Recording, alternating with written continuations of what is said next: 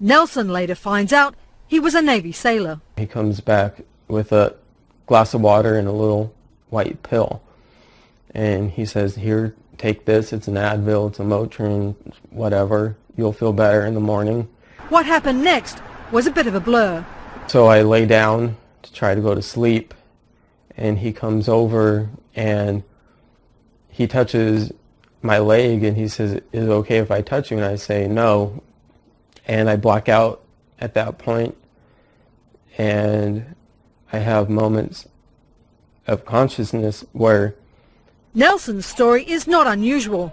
Male-on-male attacks in the military happen more often than many people might think. We have a long way to go in fighting the cultural stigmas that discourage reporting among men.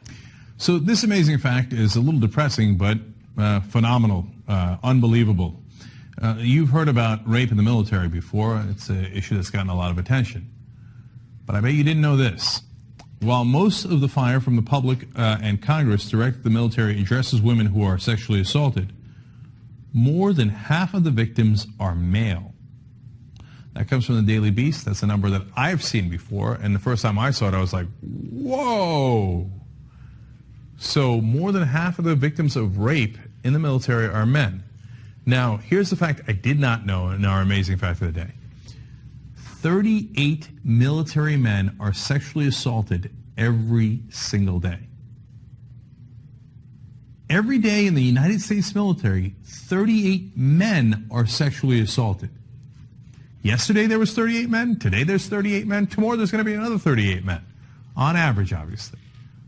That's a stunningly high number. Now, they say one of the problems is that people are reluctant to report it because of stigma, shame, all those things.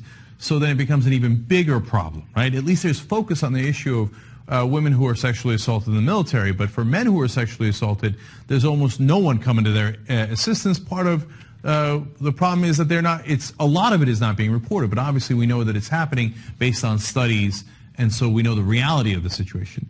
Now, just one last thing here. Veterans Affairs psychologist James Asbrand added something that I don't fully agree with. He said, one of the myths is that perpetrators identify as gay, which is by and large not the case. It's not about the sex, it's about power and control. Well, okay, so I'm sure that it's about power and control, so I agree with the latter half. But you have to have minimal sexual attraction. See, the mistake that people make is the person is either gay or they're straight. Okay, well, they say they're not gay, even though they just had gay sex with a guy. But that gay sex was not about the gay sex, it was about power and control. Plus, it was a little about the gay sex. So I don't really believe that. I think that power and control might be the driving force, but of course the guy has to be attracted to him.